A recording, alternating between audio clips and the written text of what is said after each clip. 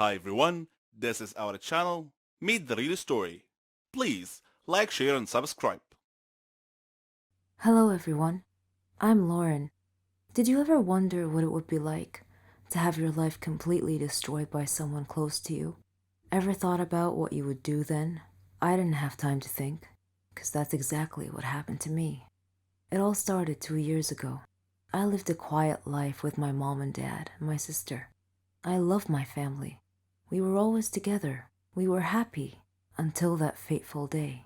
My dad got fired from his work, a big company. He had worked there for 20 years. The only money we had then was what he had managed to save over the years. Finding a new job wasn't easy. It was a hard time for all of us, especially my dad. He was becoming desperate. At times, he just sat there, quietly, deep in thought, and I rarely saw him smile since. One late night, we were still up waiting for him when he walked through the door. But something was different. He wasn't walking straight. It was the first time in my life seeing him drunk.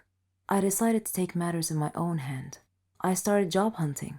I was lucky enough to find something suitable at a startup company. The pay was good enough, and the more I worked, the more I earned. I was trying my best to get our life back. I was giving it all I've got. My dad started asking me for money. I was more than happy to give him what he needed. I didn't even ask what it was for. Then he started asking for more. He came late almost every night, and he was never awake in the morning. It seemed like we hadn't talked together for ages. Then, money started disappearing from my purse. I got home from work one night. It had been a long day, and I was really tired. I put my bag in my room, and I went to the kitchen to find something to eat. I made myself a sandwich, then took it back to my room. But when I got to the door, I saw a shadow moving inside. I thought everyone was asleep, so I opened the door slightly and looked inside. I couldn't believe what I saw. My dad was standing over my bag, and my wallet was in his hand. He found no money in it, so he threw it on the bed and started going through my purse. At that moment, my mom came down the stairs. She had my dad's shirt in her hands and a small pack of white powder. I looked at her face. Her eyes were filled with tears. I tried to speak, but found nothing to say. My dad came out of my room. He saw us standing there. Suddenly, everything changed. He tore the shirt and the pack from my mom's hands. He was hysterical. He started breaking things around him. My mom and I were too scared to move, but then my sister came running down the stairs. He pulled her towards him and held a knife to her throat. He threatened to kill her if we didn't give him money. Without a moment's thought, I did what he asked. Things only got worse. Nothing was ever enough. He asked for more and more money, and if I refused, he'd get violent, beating up anyone in his path. I couldn't stand by and watch, so I would just give him what he wanted, until I decided enough was enough. He barged down the stairs one evening and asked for all the money I've got. I told him we had expenses to pay, the rent, school fees, but none of it mattered to him. He asked me again for the money and threatened me if I didn't do what he asked. I refused.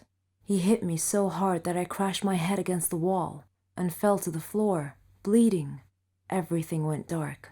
My mom took me to different hospitals, and I had to do a lot of checkups and tests, but all the doctors said the same thing, that this was it. I was sentenced to live my life in darkness, never to see the light again.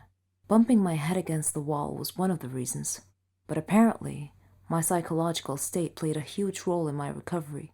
The doctors suggested that I'd be taken to a psychiatrist. My dad felt sorry for what he had done to me. He quit the drugs and alcohol, tried to be proper, but it was because of him that I was in this state. I didn't know if I could ever find it in myself to forgive him. I was torn inside. He was my dad, but I couldn't forget what had happened. I stopped talking shortly after, and he left, disappearing from our lives. No one knew where he was or what he was doing. A year had passed, and he came home. He sounded good, kind of like how he was before. He's trying to make up for what he had done. But to me, nothing he does makes a difference anymore. I'm still in the dark. That's something I'm gonna have to live with my whole life. I can't change that. What do you think I should do? Hi, I am Ralph. I am 19 years old. I have simple secret that I like my mother. Don't judge me, just listen to my story. I had a quiet family, kind mother and loving father. We had stable lives in our far state. But as you know, there is no place for happy life in our world. There was a turning point in life, and it came quickly with me. It was a nice day in our garden, me, my mother, and my father. My father was sitting under a tree reading a book. Me and my mother were playing football. Suddenly, Mom overshot and the ball went into the street. I was too young to think. I just ran quickly to pick the ball. There was a fast car. The driver was screaming at me, "Stay away!" But I did not. My mother sacrificed herself to rescue me. I fainted, and when I woke up, I saw my mother's blood everywhere. My father was crying. There were a lot of people. Our lives changed to be gloomy. He was surrounding me by many looks. I thought he blamed me because of her death. He was so sad. I left my friends. I did not talk with people. I was just 8 years old. I was thinking of killing myself. I would like to escape from this blame. Suddenly, my father decided to marry. I shocked because I could not imagine any other woman instead of my mother at home. He said in a firm voice, "She will be at home soon." He asked me to be a good boy. I entered my room and started crying. I could not imagine. But I decided to annoy her. When she prepared food, I immediately threw it. Her only reaction was a kind smile. While my father was staying at home, I insisted by bothering her by doing a lot of noisy things. My father was shouting, and she always protected me. I said to myself, maybe she is a good woman, and she loves me. One time, while she was cooking, she had a phone call from a hospital. It was an urgent matter. I was watching TV. She came in to me and said, "Ralph, my sister is in the hospital and I have to go. Can you take care of cooking?" I did not care. She smiled and went out. I went to the kitchen and turned up the heat to burn the food. But the fire did not just burn the food, it started to burn home too. There was fire everywhere. I could not breathe. Then I fainted. I woke up, but I did not know where am I. I looked around and saw my stepmother sleeping. She looked exhausted, and there was cinder on her face. Suddenly the door opened, and I discovered that I was in the hospital. The nurse said, "Get well soon." I asked her what happened. She told me that there was a big fire at our home, and my mother is a brave woman. She entered home and rescued me in the last moment. I looked at her. I discovered that she is a great woman. She woke up suddenly and asked me, "Are you okay?" I hugged her and cried. I said, "Sorry for everything." She said, "It is okay. I can understand." I considered her my mother.